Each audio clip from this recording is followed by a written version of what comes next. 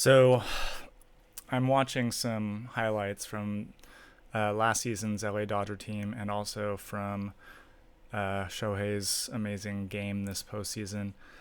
I'm a Dodger fan, and I grapple with this part of myself, my identity as a Dodger fan, an LA Dodger fan, a sports fan at all.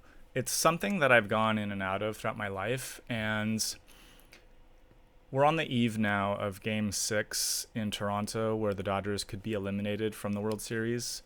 They were heavy favorites. Vegas had them like at 90% or something wild entering the season or the series. Even all season long, they were kind of the favorite to win it, to repeat, as no team has done in a while. And as an Angeleno, this was very exciting and prideful for me. And I was with my buddy Russell last night watching Game 5, and I just wanted to turn it off, in the middle. I wanted to turn it off after 3 pitches, honestly. It just depressed me. And he kind of showed up thinking, like, I thought we were doing this. I thought we were watching this game. Let's take it seriously. Let's get into this. He comes from New England, and he grew up with, like, those amazing teams around Massachusetts. And we just got into this topic of being into sports. Playing is one thing. If you're athletic and gifted and into your adulthood and still playing, that's cool. I play golf with Russell here and there, and I also would like to play more tennis, but I'm not really an athletic guy anymore. Recreational sports are cool, but it's not really how I spend my time. Watching as a fan is something that I have done more and more since moving back to LA in 2021. During this resurgence, this uprising of the Dodgers' dominance in baseball. And it's been hard for me because, like, Christine would always make fun of me, like, that I'm the biggest sports fan she's ever met and how weird that is since, like, I'm an artist and it's kind of against type. But I want to go into my fandom and I want to kind of reconcile how to wear it properly, to not be a sore loser, to not be a sore winner, to not take it too seriously, to not surround my home and everything else with Dodger stuff. My dad is a huge Dodger fan. He raised me that way. It's a big part of his personality. And I've always found it a little cringe to care this much about something like sports. It's so basic. It's so lowest common denominator. And I'm not really into sports in general. It's just this team that I do care about a lot. And it's just part of my identity, and I want to dissect that a little bit. So my dad is from New York. He grew up with the Brooklyn Dodgers. He took on those teams of the 50s, like Jackie Robinson's era. And that's interesting because, like, his family were New York Yankees fans. The Yankees were dominant back then. But he chose the Dodgers, and he just always loved those teams. And that carries a lot of cred nowadays because obviously Jackie Robinson, his number 42, retired across baseball. It's a huge cultural phenomenon to break the color barrier. It's really progressive and has this civil rights swagger to it. And that is cool. And I'm proud of that too. The Dodgers just have this rich history coming from Brooklyn, then relocating to LA, the first westward expansion with the Giants to California. My dad lived a similar life path. He also relocated to California. And he and my mom met and got married in LA, where she's from. And so I was just raised an LA Dodger fan, kind of by default.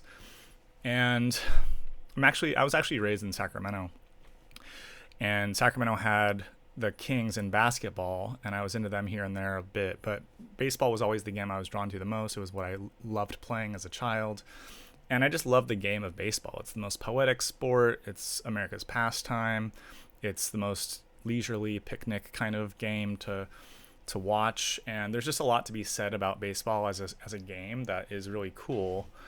It's not too exciting, but that's also the point, and it's just kind of a lovely experience. And yeah, I was just raised going to these games, and the 1988 team I could barely remember, but I do have some recollection of that Gibson home run. I was in LA with my family for my grandparents' 50th anniversary, and that was just a momentous occasion that burned this core memory for me. And after that, as I was growing up, by the time I hit middle school, Kurt Cobain was like already like, he was huge. He was transcendent, and he killed himself when I was entering middle school, and that was a huge thing for me. And I just took on music and grunge and alternative culture as an identity at that point, and I kind of eschewed sports. I stopped playing baseball because I started dyeing my hair and being different, and didn't feel part of like the jock crew at all, during this puberty era. And it kind of worked out because that coincided with the Dodgers starting to do really badly throughout the 90s. And I just stopped really caring about sports, and I was kind of proud of that because sports are just so, simple and basic, and you have no control over it. And yeah, so I just kind of like was happy to move on with my life, going to college and then moving to New York. And in New York, I was just like more interested in bonding with the people around me. So back then I got more into the Knicks and the Mets and wasn't taking it too seriously, but I would watch those games and go to those games with other people in New York, because I do think that sports offer this kind of bonding experience that is very easy to share with everybody else. It's a way that we sublimate our warring tendencies without violence. It's a really healthy way to channel that kind of energy in humanity, and I value that about it. So, I left California for like the majority of my life. For all my 20s and 30s, I was just not in California. I moved to Europe after that. But there was something about the Dodgers, Clayton Kershaw, those teams, Andre Ethier, then Cody Bellinger, all those kind of teams meant something to me as a way to reconnect with where I was from. So even in Europe, where baseball's not a thing at all, I would start paying attention again, especially during that 2017 year where the Astros cheated the Dodgers out of their championship. And just all the kind of journalism around that a few years later, like I started paying more attention, and I was feeling more homesick and thinking like, where do I want to spend my life? And I ended up moving back to LA during COVID, and it was just really easy for me to adopt the Dodgers again because of deeper things than just the family legacy aspect, because that is how most of us get into our teams. But there's another aspect to it. There's the aesthetics of the team. There's, just the design. The blue and the white are just so nice looking, so crisp and clean looking. I've always loved blue. I think that like this royal blue, this Dodger blue, is a little too blue for me. Like I prefer a navy or a darker blue. And yet like it just has such a crisp look to it that it's just like really easy to identify with and to like. They're not the only team. I wish all the LA teams had this color scheme. Blue is certainly like a California color, and that's just always been meaningful to me. I think if they were a red team or a yellow or a green team, it would mean less. The word Dodger also just has a nice ring to it. It's a great name for a dog. It's a great word that's not really used much, coming from Trolley Dodger. It's kind of this old school meaning about being a pedestrian and going about the town. In general, like the LA Lakers, I don't like that name at all because the Lakers refers to the Minnesota Great Lakes, the land of lakes, and there's like no lakes in LA, and it's kind of a dumb name. I say that living adjacent to Silver Lake, but that's not what the LA Lakers are about. And purple and yellow, those are like Minnesota colors, like the Vikings. Like I just don't like purple whatsoever. Yellow also doesn't really, gold a bit, but I never was able to get into a team like that because of that barrier of the colors, the aesthetics. But it goes deeper. The Dodgers are being accused nowadays of ruining baseball. That's like a narrative that people, honestly, I see it mostly argued against. I don't think any credible pundit or journalist actually believes that, but a lot of fan bases do. When the Dodgers were surging last year, past through the playoffs and into the World Series and beyond, and now this year with being heavily favored, it was just this narrative that people would be like, yeah, of course you can buy a team, yada yada, like they're an evil empire now. And even people in LA would like lean into that, like, yeah, we're the evil empire. And I just don't agree with that narrative at all. I think that the Dodgers do everything right. There's a reason why these players want to come here. They're not always the biggest paid roster. They're not the highest paid team. They're a well-paid team. They have money. They make a ton of money. They're the most profitable team. They lead the league in attendance every year, all the time. They sell out regularly. They're just a great team to root for. And I don't see how that ruins baseball. You know, they're not ripping off their fans. They're not doing things that other teams would complain about, like cheating. They're not just buying talent and ignoring everything else. It's all about the chemistry. It's all about getting the right kind of players and playing the right way. And I find that to be really admirable and respectable and cool. So they're saving baseball, in my opinion. Like, I've become a Dodger fan because of how this team is built.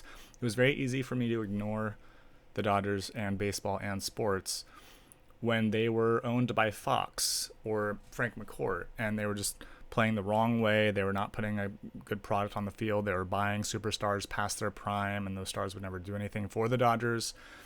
And it was easy to not care about those teams that would trade Mike Piazza, or buy, get Manny Ramirez, as cool as that was, like, well past his prime. He'll always be known, for instance, as a Red Sox or maybe a Cleveland Indian, not as a Dodger. And I think it's just important that the Dodgers have guys that are like their guys. And this core that they have now of Shohei Ohtani, Mookie Betts, and Freddie Freeman, I mean, those guys all came from other places where they were already MVPs, but they, I think, will go down as Dodgers because of this core that they've made now.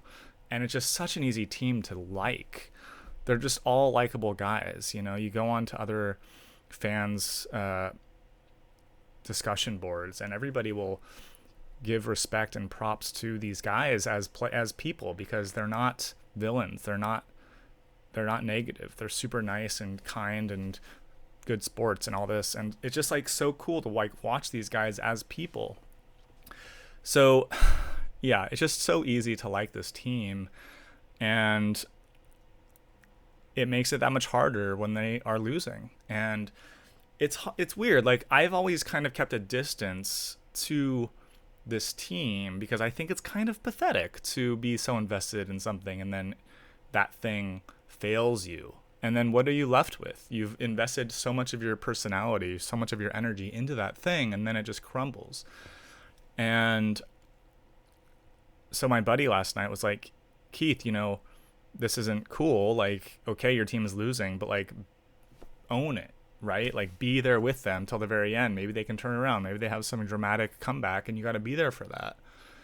Or make a joke out of it, like laugh about it or something. Like, he didn't want to just see me in a bad mood over this team. And, I go through my own life stuff, and as we all do. So I was kind of down already. And then seeing the Dodgers go down yesterday with like back-to-back leadoff home runs by their ace, it was just really a gut punch.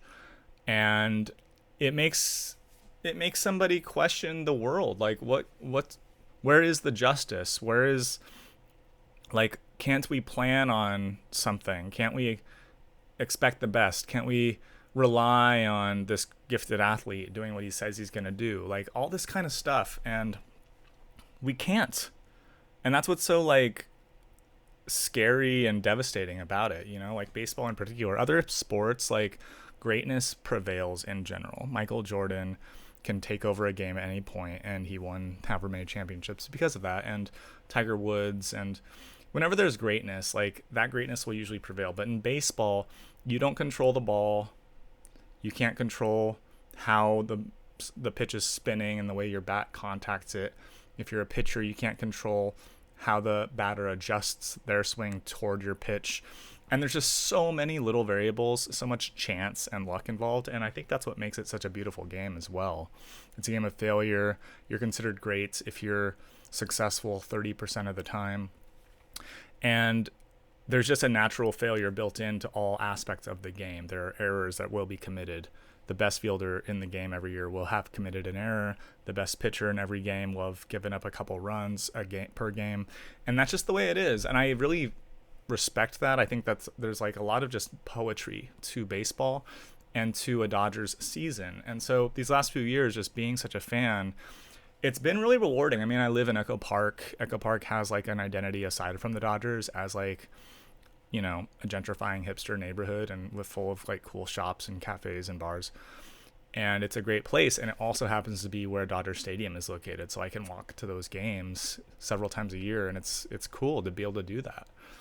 And the LA hat, I wear it with pride when I travel, when I'm out, like outside of this country. Like, I love the design of this hat, this logo, and not everyone knows that it means the LA Dodgers. But it at least means LA, and I'm proud of LA. Like, I think that LA is a great place. I think I have a lot of civic pride for California as a state, and Hollywood as an export, as a cultural capital. And yeah, it just makes it really hard to come to terms with the fact that the Dodgers could choke and lose to the Blue Jays, this kind of random team who is very good for sure, but the Dodgers are blowing it right now. And again, I'm recording this on Thursday before Game 6 and 7, and so we'll see what happens, but I'm preparing myself now for a loss, and my way of dealing with that is to just turn off the TV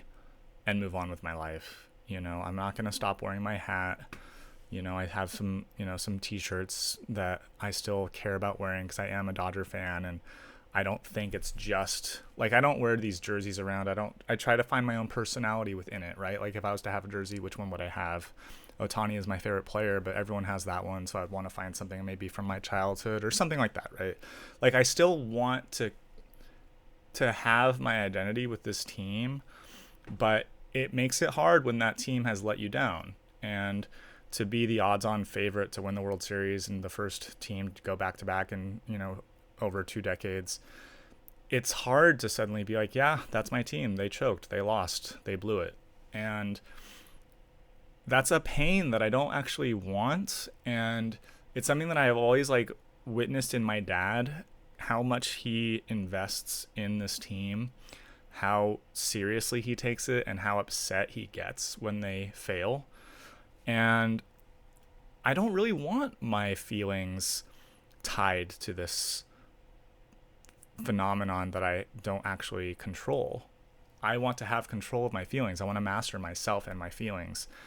And so my challenge this weekend, watching Game 6 and hopefully Game 7 with my buddies, is to learn how to do that in a way that works, a healthy way that is fun to still be around, that if it's painful, then we're all feeling it together. It's not that I'm making it worse by being cranky about it, right? Like, maybe we can criticize it intellectually. Maybe we can laugh about it. Maybe we can be like, yeah, just get it over with, right? Like, I'm not sure, but at the end of the day,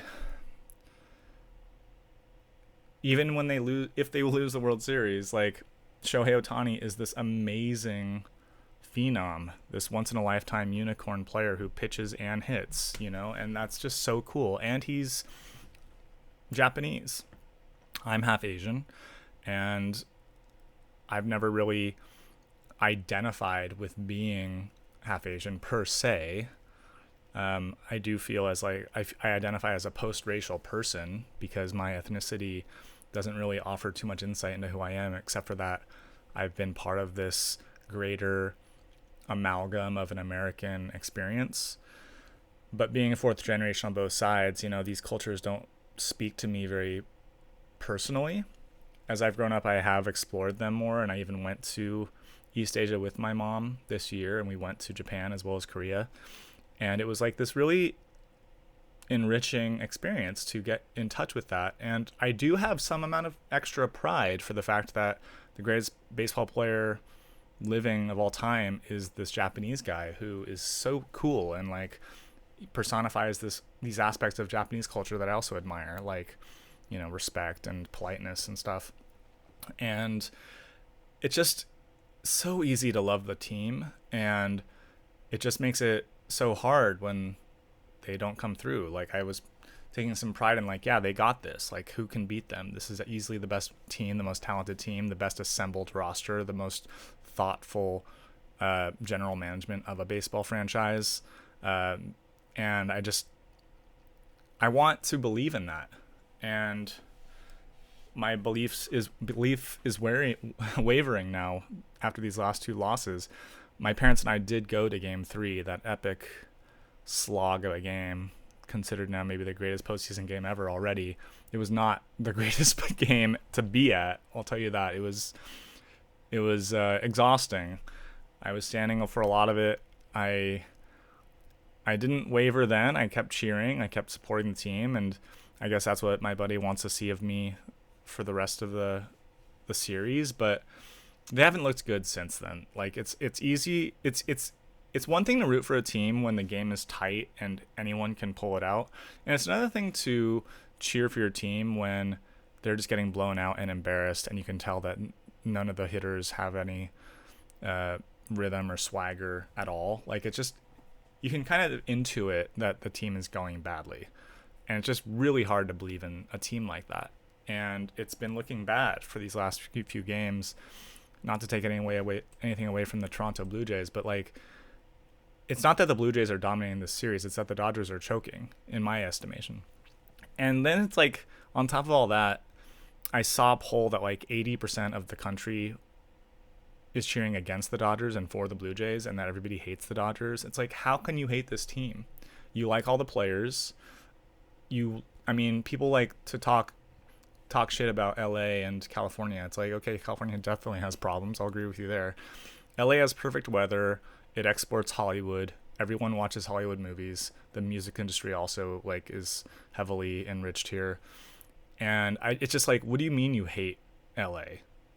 LA is America. It's the cool parts of America. It's not politics and it's not business. It's like culture. The cultural things of America come from LA. And how can you hate that? It doesn't make any sense to me. Like, it's one thing to hate like American imperialism and forever wars, right? That's DC. It's another thing to hate like the stock market and robber barons and even tech, even like AI and how Silicon Valley even ruins things. Like, that's not LA, that's San Francisco and New York. Like, LA exports great stuff. Hollywood is a bit toxic nowadays, but in general, throughout history, it's like the stuff of dreams, like, what is not to like about that? I don't understand this hate of LA and this idea that LA is this evil empire of a team. LA is doing things right. The Dodgers are a franchise that do things right. And I want to see that rewarded with another championship, because I think that they do deserve that. I think that what they stand for is deserving of that. Toronto is a good franchise too. It's not that they're an enemy or something I hate, like the Houston Astros or something like that. But yeah, I just think that the Dodgers should be champions for everything they stand for. And I do identify with them. And maybe I'd have to face the fact that I'm not a champion. Maybe I'm also a loser. Maybe I'm also choking my life away, right? And like, having to face that too is like the true depth of this, like, maybe that's what depresses me about this. Like, am I the team that was given all these gifts and then squanders it? Is that me? So these are my thoughts going into the weekend and the postseason, or rather the off season. All right, guys. Go Dodgers. Ciao.